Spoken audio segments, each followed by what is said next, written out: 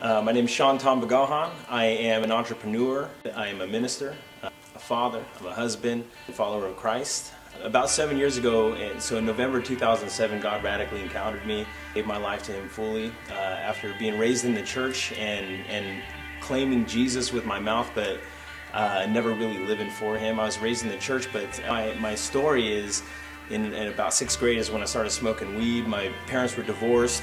My mom was giving herself to her business. My dad was giving himself to his business, and so I had all the time in the world. And when kids have too much time, they end up doing stupid things. And so started smoking weed real early, and that led to bigger and better drugs, if you want to say it like that. In high school, lived that whole scene, and the whole time I would have professed Christ. If you put all the religions on a table and said, which one do you pick? I would have picked the Christian one. I would have checked the Christian box. Now, my attitude towards Jesus was really like, God, I believe in you. Jesus, thank you for what you did. Now leave me alone, let me live my life, and I'll see you in heaven one day. My goal was really just to snowboard and get paid for it all day and do as much drugs as I could. I ended up doing it. I got a job on Mammoth Mountain. That was my dream job, getting paid to snowboard every day, making decent money, living the party life. And that's kind of where my spiritual journey started, because I had everything I thought that I wanted in life, and then I go to bed at night thinking, now what? And it was really this dark, depressing time in my life. I kind of ditched my previous dream to snowboard every day, to move back home, married my wife, a job working at a bar at nights, doing construction during the daytime. And my wife had this radical encounter with God to where she saw her mom get saved. And her mom went from straight drugs and hardcore stuff to living for Jesus, and it started convicting my wife and getting these fights. And she'd say, Sean, I think we're going to hell. We're not living for God. My bad theology, I used to cuss her out and say, shut the bleep up, I'm a bleeping Christian, and we got in big fights about it. And my wife, she just stopped talking to me altogether about Jesus, and she started praying for me. She took the battle to her knees, and she started living it out, going to Bible studies and praying for me. I started going to church.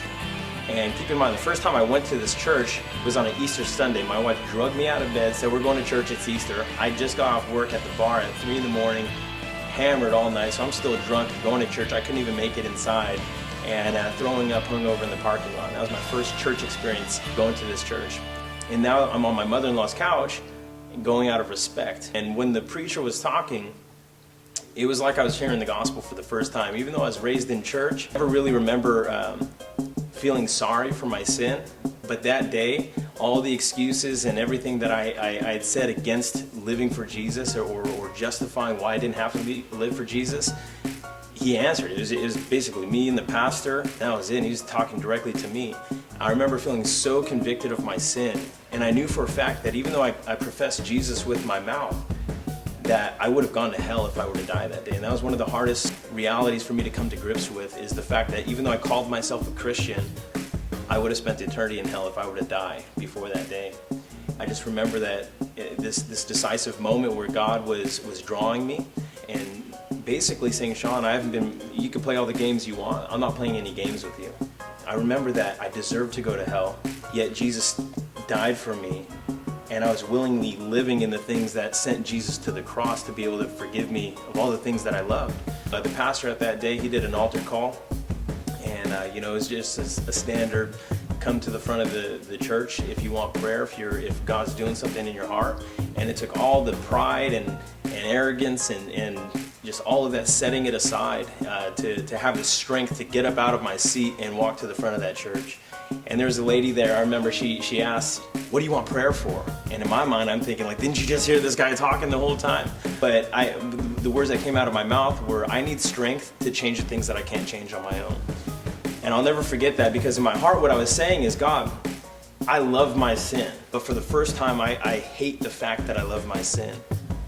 And if I'm going to do this, I'm going to do this with both feet in. I don't want to be a hypocrite. I don't want to go to church on Sundays and lift my hands and live like hell Monday through Saturday. God, I need to be the real thing, but I can't do that on my own. You need to show up and help me. And so it was really just a prayer between me and God. And I decided that moment that I was going to live for Jesus.